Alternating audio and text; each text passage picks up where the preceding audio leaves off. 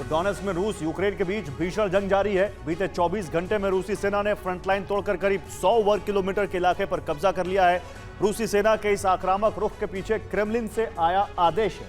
दरअसल डोनेत्स्क का 21% हिस्सा अब भी यूक्रेन के पास है। ऐसे में पुतिन ने 2 हफ्ते में इस 21% भूमि पर कब्जे का लक्ष्य रखा है, जिसे हासिल करने में पुतिन के जवान सफल हुए तो संपूर्ण डोनबास में रूस का कब्जा हो जाएगा।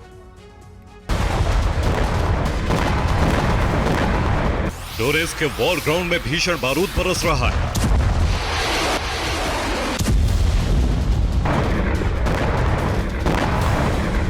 पुतिन के जवान यूक्रेनी कब्जे वाले डोनेत्स्क की जमीन रौंदते हुए आगे बढ़ रहे हैं।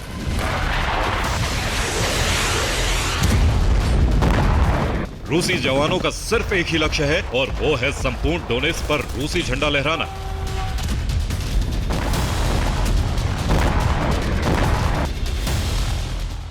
जिसका आदेश क्रेमलिन से जारी हो चुका है।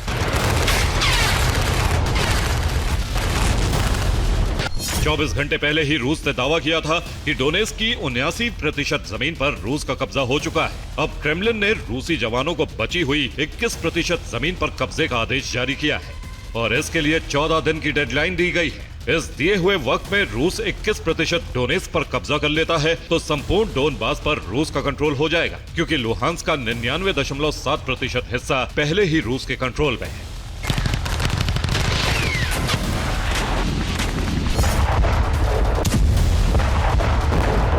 दरअसल रूसी राष्ट्रपति किसी भी कीमत पर डोनबास पर कब्जा चाहते हैं, क्योंकि इस इलाके में करोड़ों डॉलर का खनिज भंडार भरा पड़ा है। आदेश के मुताबिक रूसी सेना ने डोनेत्स्क में भीषण बारूद बरसाना शुरू कर दिया। रूसी सेना यूक्रेन की फ्रंट लाइन पर जबरदस्त हमले कर रही है।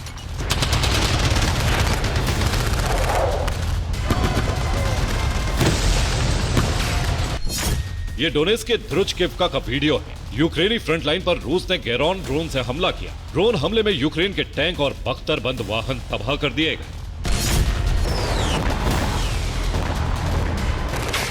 पोक्रोवस्क में भी रूस ने भीषण हमला किया।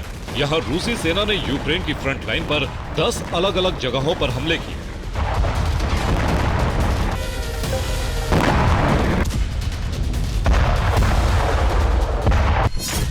डोनेत्स्क के डाशने में रूसी सेना ने बड़ा हमला कर यूक्रेनी सैनिकों को खदेड़ दिया। इस इलाके पर अब रूसी सेना ने कब्जा कर लिया है।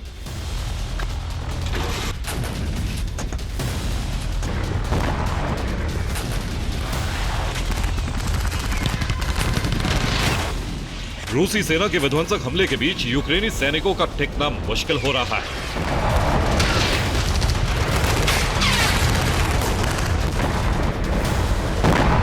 यूक्रेन सेना ने फ्रंट लाइन से पीछे हटना शुरू कर दिया।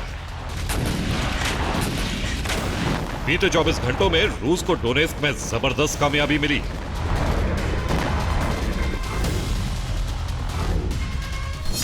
सेवेरेस्की में रूसी सेना ने 10 वर्ग किलोमीटर, दक्षिणी डोनेत्स्क में 40 वर्ग किलोमीटर, कोस्तियानिव्का में 20 वर्ग किलोमीटर और स्लोवियांस्क में 15 वर्ग किलोमीटर के इलाके पर रूसी सेना ने कब्जा कर लिया। यानी बीते 24 घंटे में डोनेत्स्क के 85 वर्ग किलोमीटर के हिस्से पर रूसी सेना कब्जा कर चुकी है।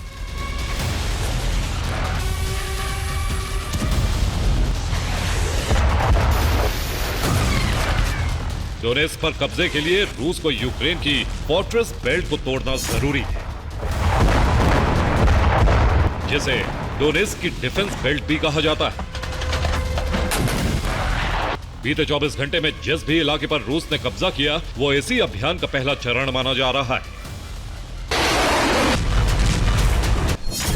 रूस की सेना डोनेत्स्क के लीमन और सेवेरेस्की से आगे बढ़ चुकी है। यहां मौजूद फ्रंट लाइन को तोड़कर रूसी सैनिकों ने आगे बढ़ना शुरू कर दिया है। रूसी सेना का लक्ष्य डोनेत्स्क में मौजूद यूक्रेन की सबसे बड़ी डिफेंस बेल्ट को तोड़ना है, जो कोस्तियानिव्का से स्लोवियांस्क तक जाती है।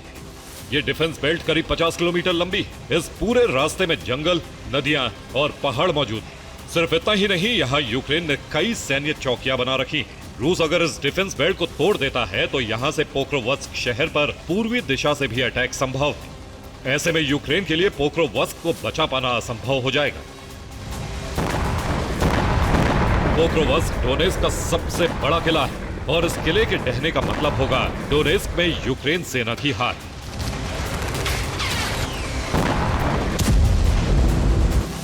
डोनेस्क में रूस ने यूक्रेन को कमजोर करने के लिए ट्रेनिंग कैंप्स को टारगेट करना शुरू कर दिया। हाल ही में रूसी सेना ने यूक्रेन के एक ट्रेनिंग कैंप पर हमला किया था, जिसमें करीब 600 यूक्रेनी सैनिक मारे गए थे, जिसके बाद यूक्रेन ने अपने ट्रेनिंग कैंपों की सुरक्षा बढ़ाने का आदेश दिए।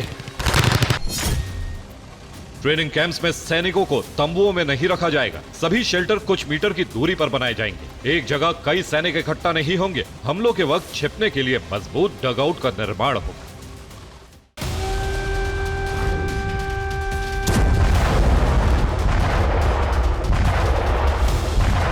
डोनेस्क की जंग से करीब 250 किलोमीटर दूर जैपोरिजिया में बड़ा एटमी खतरा मंडराने लगा है, जिसकी वजह है जैपोरिजिया परमाणु प्लांट में रूस के लगाए गए प्रतिबंध।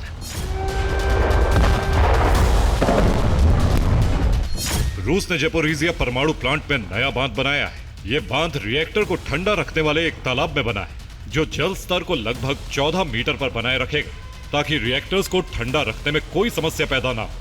रूस ने IAEA की टीम को बांध तक जाने पर रोक लगा दी। रूस ने इसके पीछे सुरक्षा कारणों का हवाला दिया है। सिर्फ इतना ही नहीं, इसी हफ्ते रूस ने IAEA की निरीक्षण टीम को जैपोरिजिया न्यूक्लियर प्लांट के एक रिएक्टर की जांच से भी रोक दिया था। IAEA की टीम निरीक्षण के लिए पहुंची थी, क्योंकि प्लांट के इस हिस्से से सैन्य गतिविधियों की सूचना मिली थी। यानी रूस लगातार ZNPP में IAEA की पहुंच को कम कर रहा है, जिसे लेकर IAEA महानिदेशक ने चिंता जाहिर की। उन्होंने कहा है कि बांध का निरीक्षण IAEA के लिए जरूरी है, ताकि भविष्य में किसी भी परमाणु लीकेज को रोका जा सके। दरअसल माना जा रहा है कि रूस जैपोरिजिया परमाणु प्लांट को लेकर दुनिया से कुछ छिपा रहा है, जो अगर जल्द सामने नहीं आया तो सिर्फ यूक्रेन ही नहीं बल्कि पूरे यूरोप के लिए परमाणु संकट खड़ा कर सकता है। Bureau report, TV9 भारतवंश।